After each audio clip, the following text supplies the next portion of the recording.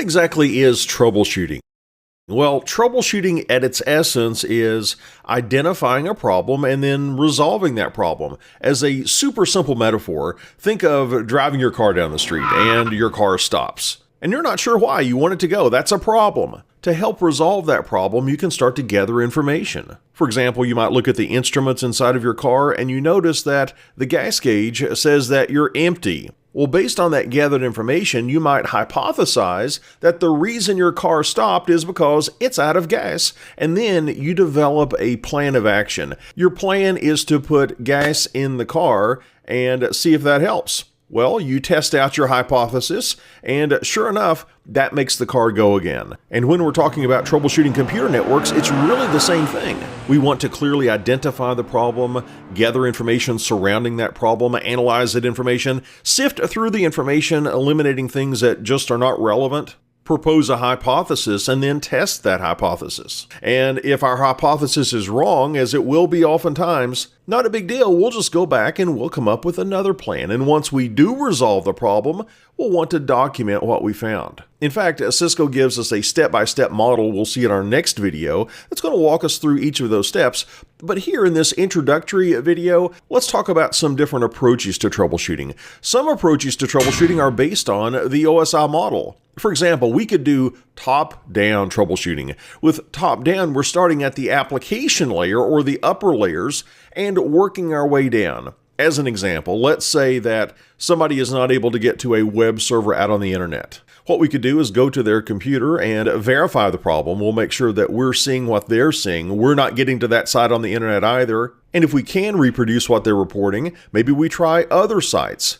Is this a widespread problem where it's not just this one site that's unreachable, it's every site on the internet? If that turns out to be the case, we might open up a command prompt window on their machine and telnet to a web server's IP address on port 80, the HTTP port. And if we are able to connect on port 80, that's going to give us some assurance, not a guarantee, but it's going to give us some assurance that we're good at layers 1 through 4. Meaning that we need to focus in on the upper layers. Maybe that browser is misconfigured. We've typed in an incorrect proxy server as an example. If we're not able to telnet to that site's IP address using port 80, then we might need to focus our attention on lower levels. Another approach is to use a bottom-up approach, starting at the physical layer and working our way up. Here we're looking at things like cabling. Is the device plugged in? Is the router plugged in? Is the switch plugged in? And if it is, we can move up to the data link layer where we're making sure that our switches have learned appropriate MAC addresses. Then we can move up and make sure that the routers know about routes to get to a destination network. And the first example that comes to my mind thinking about a bottom-up approach is I was doing some network support for my church, and the secretary would occasionally call to say that her computer and only her computer could not get out to the internet. Well, I'd walk through a few things and I'd say, all right, I'll be out and check it out in a couple of hours. But before I went, she would call back and say, oh, it's all working now. Oh, okay. And this went on, and there were all these intermittent issues. Well, finally, I went into her office to take a look at what could be going on. And have you ever seen those plastic chair mats? And they have those plastic spikes on the bottom that dig into the carpet. Well, she had one of those plastic chair mats underneath her office chair, and running underneath that plastic chair mat was the Cat5 cable going to her computer. And those plastic spikes had punctured the Cat5 cable. And this Cat5 cable was super flat where she had rolled over it again and again with her office chair. That was an example of a physical layer problem. But generally, the approach I'll begin with is more of a divide and conquer approach. This is where we're not starting at the top, we're not starting at the bottom of the OSI model. Instead, we're starting kind of sort of in the middle. We go in and we separate the upper layers from the lower layers and we do a ping. Can I ping the destination that is unreachable? Ping uses ICMP. We send an ICMP echo request. And if we get an ICMP echo reply, we know that we have reachability to that IP address. Now, technically, ping or ICMP is a layer 3 protocol. It does have some layer 4 characteristics, but technically ICMP is a layer 3 protocol, and if the ping works, that's going to give us some assurance that the bottom 3 layers are working, and we can start focusing our attention on the upper layers. If the ping does not work, if it fails, well, that's an indication that we need to focus on the bottom layers. Am I physically connected to my switch? Can the switch see its neighbors? If I do a show CDP neighbor command, And let's say the ping did fail. Another troubleshooting approach I might use at that point is to follow the path. Let's go out to a live interface and take a look. One way to follow the path is to use the traceroute command. In the example on screen, let's say I go to router R1 and I'm trying to get to the IP address of 3.3.3.3, the loopback IP address on router R3. I could enter a traceroute command specifying 3.3.3.3, and it's going to tell me information about each hop along the way to this destination.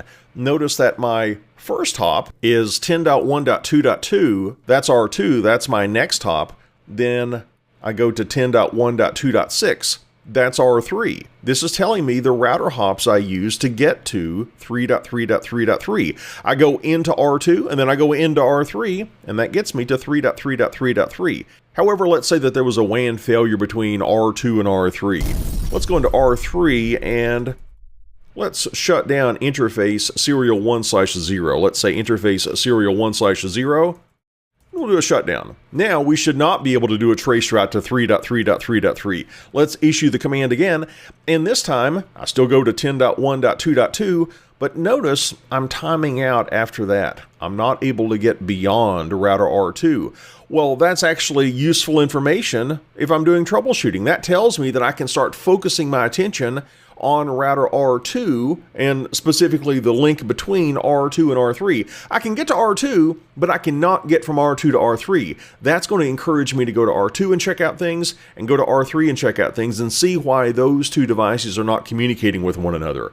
I might go over to R2 at that point and do a show CDP neighbors command and see that I do not even see R3 at layer 2. I only see that I'm attached to R1. And I could do a show IP interface brief command, and I could check the status of the serial 1/0 interface on R2, and we could see that we are up, down. We have a connectivity issue with R3, and then I would go in and start checking the interface configurations on R2 and R3, and I would find that, sure enough, R3 has this port that is shut down, and I could do a no shutdown to bring it back up. That's an example of how we might follow the path in order to isolate what's going on in the network.